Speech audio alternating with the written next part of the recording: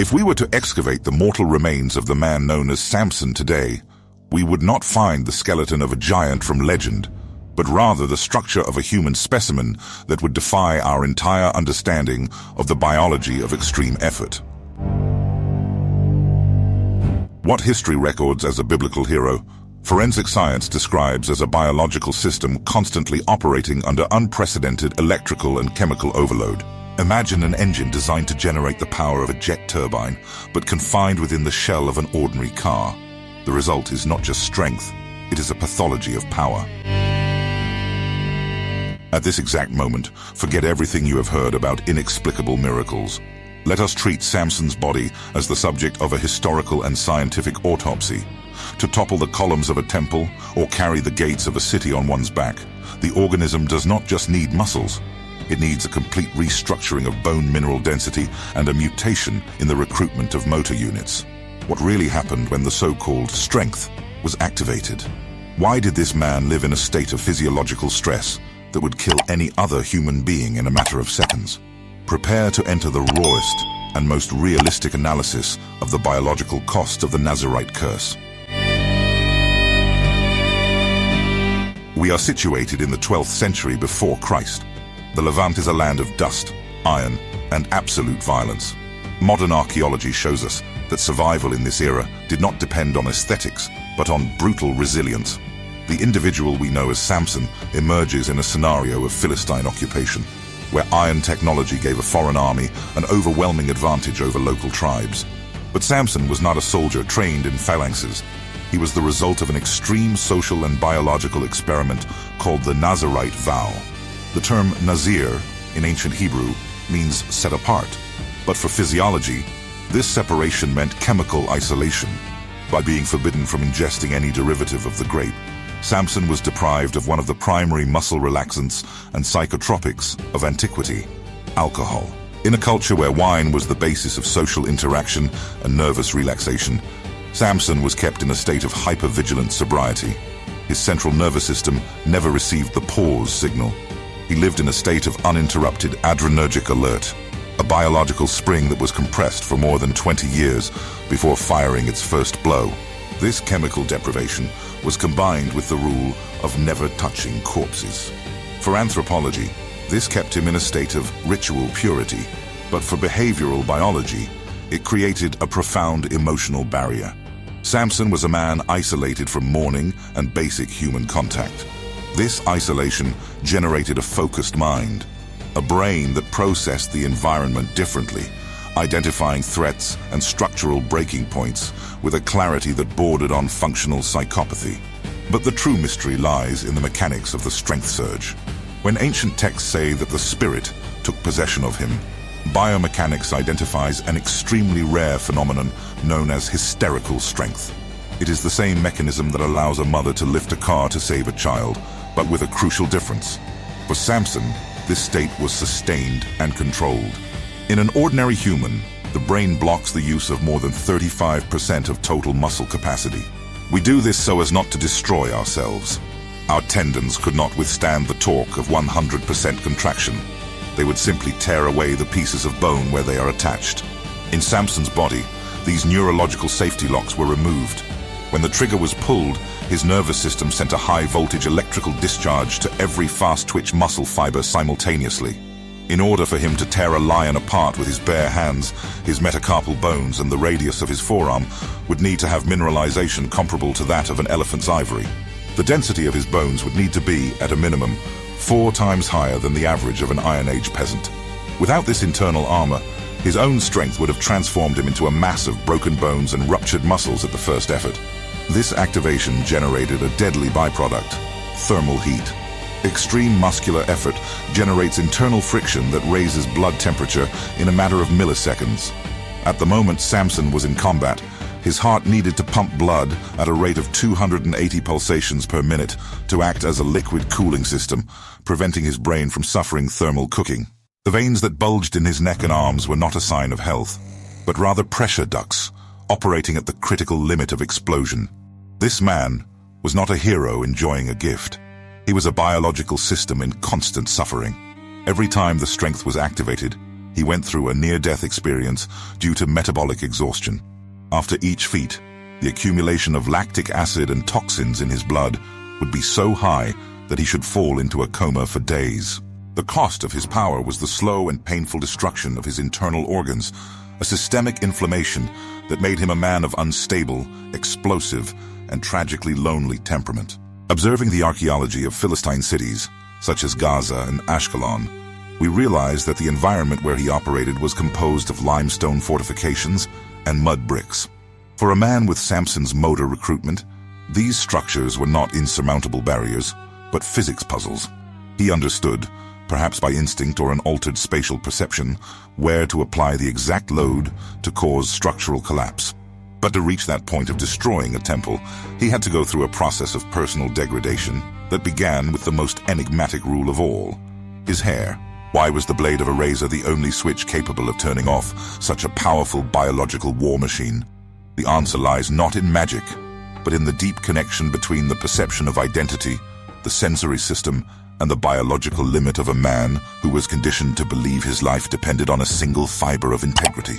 In the coming chapters of this documentary analysis, we will dissect the anatomy of the Nazirite's hair and how the fall of a symbol caused the definitive short circuit in the most powerful nervous system of antiquity. To understand what happened under Samson's skin, we first need to analyze the origin of this anomaly. Modern biology suggests that structural changes in an organism do not occur overnight. They begin in the womb.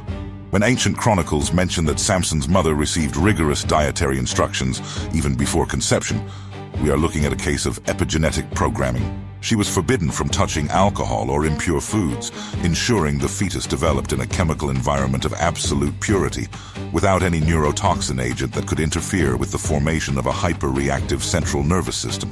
The result was the birth of an individual whose motor neurons possessed a thicker myelin sheath, allowing electrical impulses to travel from the brain to the muscles at a speed and intensity that would kill an ordinary man. When Samson entered a combat state, what occurred was not a magical transformation, but a total and simultaneous recruitment of all fast-twitch muscle fibers, known as type 2X fibers. In a standard human, the recruitment of these fibers is gradual and limited by sensory organs called Golgi tendon organs. These sensors function as biological circuit breakers. When the tension in the tendon becomes dangerous for the integrity of the bone, they shut down the muscle instantly. In Samson's body, these breakers had been deactivated by the discipline of the Nazirite vow and the chemistry of his mental state. The moment he held the columns of a temple or the jaws of a predator, his brain ignored all pain and warning signals, allowing him to exert a compression force measured in tons per square centimeter. This performance demanded a bone density that bordered on the impossible. His bones were not composed only of ordinary hydroxyapatite. To support the torque of arms that tore out iron gates, his skeleton's mineralization would need to be as compact as the heartwood of a 1,000-year-old tree. His femurs and humeri would have a cortical thickness so massive that the space for bone marrow would be reduced to the minimum necessary for survival. This transformed his skeleton into an internal armor, capable of absorbing impacts that would shatter Iron Age steel. However, this armor had a weight.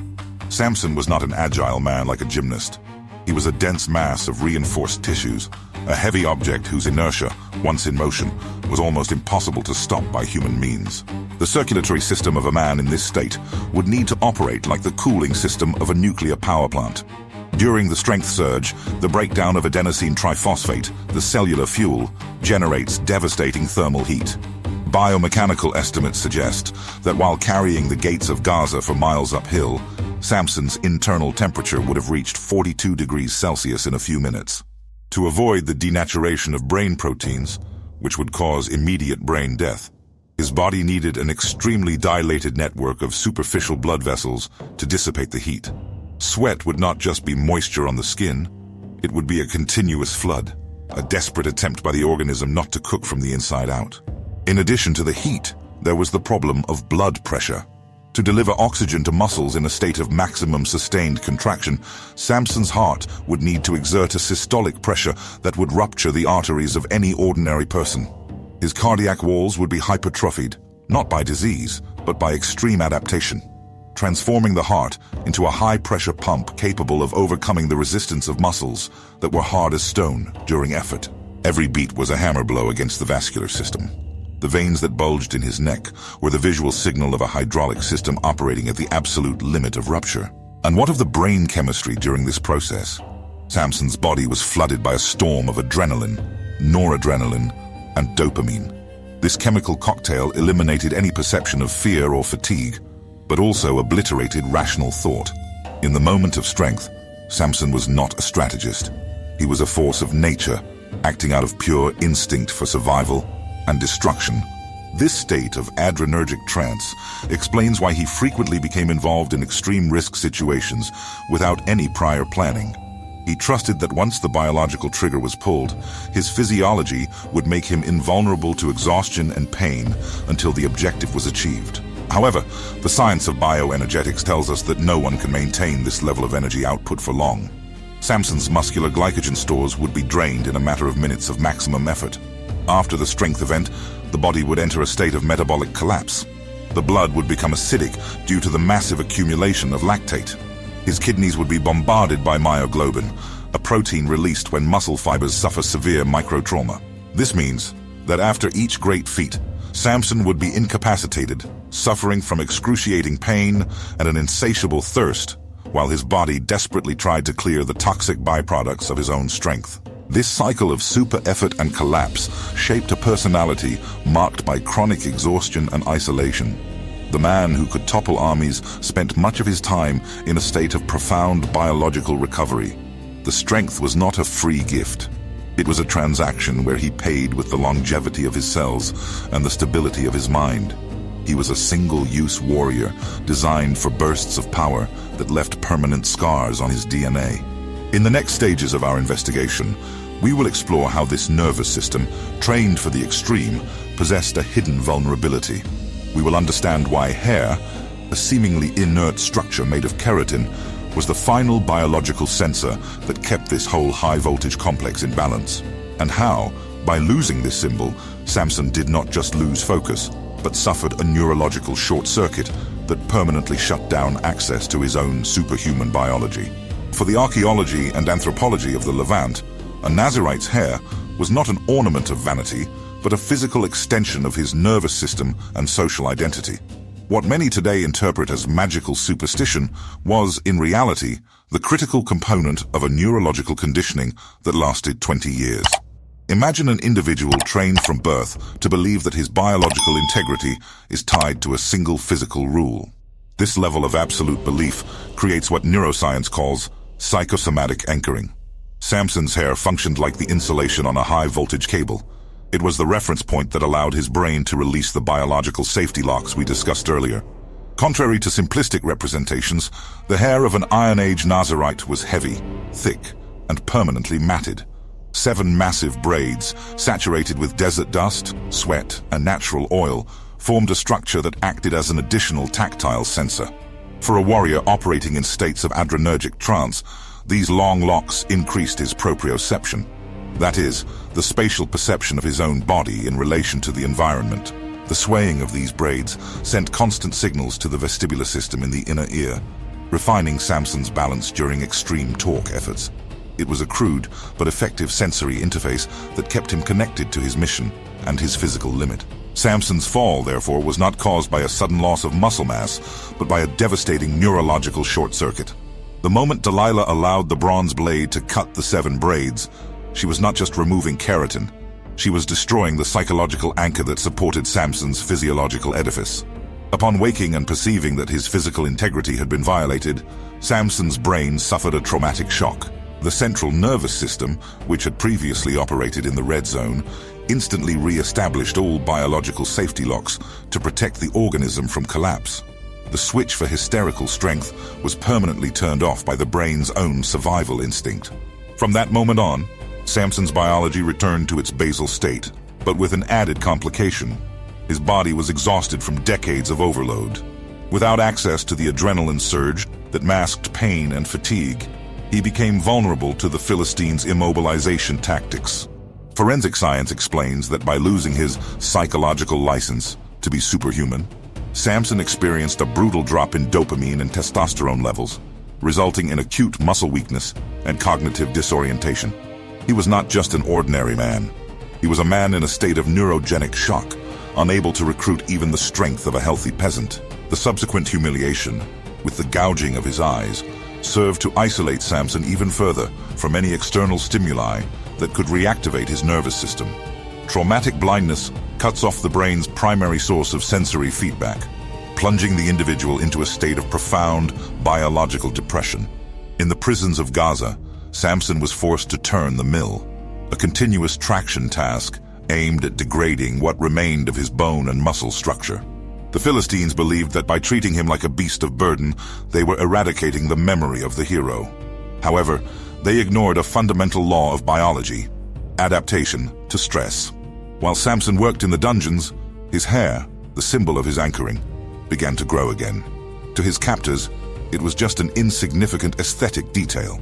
To Samson's nervous system, it was the beginning of a neural network repair process. The silence of the prison and the brutal repetition of work at the mill allowed his mind to slowly rebuild the connection to his vow.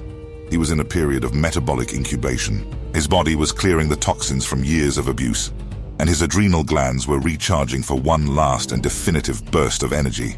The true tragedy of the Nazirite curse was about to reach its peak. In the next block, we will analyze the archaeological context of Philistine cities and how the engineering of the temples of Dagon possessed a structural flaw that only someone with Samson's technical knowledge and a final strength of seismic proportions could exploit to perform one of the greatest mass destruction events of antiquity. To understand the climax of Samson's story, we need to abandon mythological visions and observe the physical evidence left in the sands of Gaza, Ashkelon, and Gath. Archaeological excavations in places like Tel Qasil have revealed a fascinating pattern in Philistine religious architecture during the 12th century before Christ. Unlike the massive stone constructions of Egypt, Iron Age Philistine temples were designed with a specific structural vulnerability. The roof, which supported hundreds of spectators during ritual festivals, was often supported by two central columns made of cedar wood, seated on limestone bases.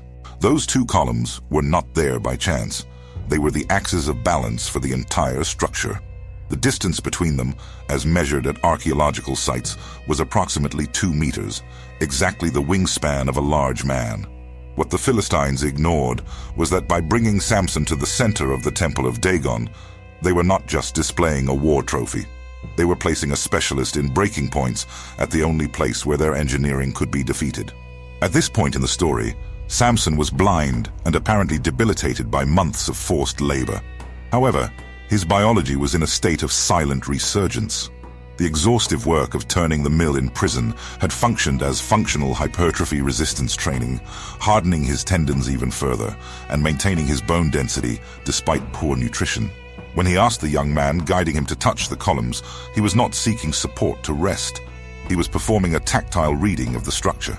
Through the vibration of the ground and the texture of the stone, Samson's nervous system identified the exact angle of inclination and the compression load coming from the roof, where about 3,000 people crowded to mock his fall.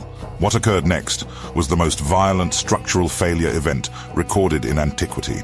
To topple wooden columns seated on stone bases, it is not just brute force that is necessary, but the application of lateral torque that exceeds the material's coefficient of friction.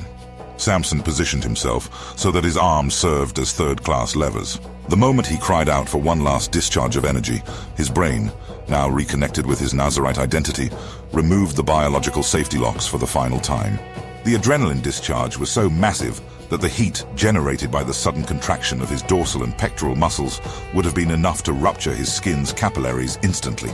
At the height of the effort, Samson was not just pushing, he was transforming his own skeleton into a human hydraulic press. The pressure exerted by his arms against the columns reached the critical point where the cedar wood began to crack and the limestone base began to pulverize. Physics explains the disaster. By displacing the central columns by just a few centimeters out of their vertical axis, the roof's center of gravity was lost. The weight of hundreds of tons of wooden beams, mud bricks, and thousands of human bodies transformed into descending kinetic energy. The collapse was instantaneous and total. There was no time for escape. The Temple of Dagon did not just fall, it imploded upon itself, transforming into a tomb of rubble. In that final second, Samson's body was subjected to a crushing load that no biology, however reinforced, could withstand. His death was not an act of weakness, but the closing of a biological circuit that had operated in overload for 20 years. He died at the epicenter of an engineering catastrophe that he himself triggered, proving that the final cost of the Nazirite's strength was, invariably, the destruction of the host. What remains for history is not just the image of a strong man, but the record of an individual who lived at the extreme limit of what it means to be human. The archaeology of Philistine cities confirms that after this period, there was a drastic change in construction patterns and the occupation of the region, suggesting that the impact of Samson's actions was felt for generations. The silence that followed the collapse of the Temple of Dagon in Gaza was not just the end of a life, but the closing of one of the most brutal and technically fascinating chapters of biblical archaeology. Beneath the rubble of tons of limestone and cedar lay the body of a man whom history labeled a judge, but whom forensic science identifies as the first documented case of a human biological weapon. Samson's death was not an accident along the way. It was the inevitable result of an organism designed for self-destruction in the name of a people's survival. When we analyze the legacy of this individual through the lens of Iron Age history, we perceive that the impact of his existence went far beyond physical strength. He altered the geopolitical trajectory of the Levant forever. Excavations in cities like Gath and Ashkelon show that after the period attributed to Samson, there was a temporary retraction in Philistine expansion toward the hills of Judah. The psychological effect of a single man capable of decimating entire garrisons and destroying the nerve center of Philistine state religion was devastating. For the Philistines, Samson was a force of nature impossible to contain by conventional military tactics. He represented the collapse of their technological order in the face of an unpredictable biological anomaly. Archaeologists point out that the cultural trauma caused by the destruction of the temple in Gaza forced the Philistines to rethink their fortification and control strategies over the Israelite tribes, creating a power hiatus that eventually allowed the rise of the unified monarchy under Saul and David. However, the true legacy of Samson lies in the analysis of the human cost of his condition. He lived 20 years in a state of combative readiness that no modern organism could endure. The price paid for the activation of his superhuman strength was a life of profound sensory and emotional isolation. The Nazirite vow, far from being a set of abstract religious rules, functioned as a deprivation diet that shaped a brain unable to process peace or common pleasure. Samson was a man condemned to be a tool. He was never trained to be a neighbor, a husband, or a political leader. His combat biology prevented him from integrating into the society he himself was trying to protect. Examining the Nazirite curse, we confront the reality that extreme strength is a pathology. Every time Samson exercised his power, he sacrificed years of his life expectancy in exchange for seconds of physical supremacy. Bioenergetic science confirms that the oxidative stress and cellular damage caused by recurrent bursts of hysterical strength would have aged his internal tissues at an accelerated rate. In the eyes of the world, he was a hero at the peak of his power. But internally, Samson was a man whose organs and nervous system were in a state of terminal exhaustion long before the final collapse of the temple. Biblical archaeology teaches us that Samson was the tragic hero par excellence. He did not defeat the Philistines through diplomacy or armies, but through a final act of destruction that included himself. He was the breaking point in an oppressive system that seemed unshakable. The fact that he was blinded and humiliated before his final act only reinforces the sacrificial nature of his biology. In the final moment, he no longer needed eyes to see the enemy. He needed only to feel the weight of the world upon his reinforced shoulders and allow gravity to do the rest of the work. Today, when we look at the ruins of Iron Age temples, we do not just see stones and dust. We see the trail of an unequal biological struggle. Samson proved that even in an era dominated by iron technology, the most complex engineering is still the human body taken to its absolute limit. He remains a visceral reminder that power, when devoid of human connection and biological limits, becomes a force that consumes both the oppressor and the liberator.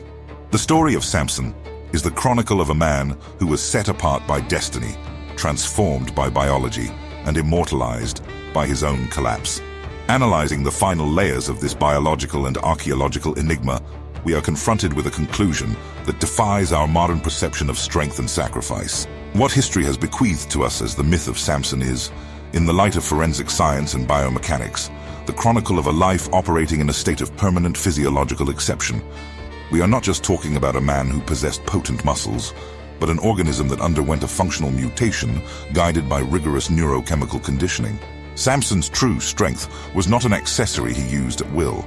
It was a catastrophic energy discharge that reconfigured his body with each activation, leaving behind a trail of cellular destruction and systemic exhaustion.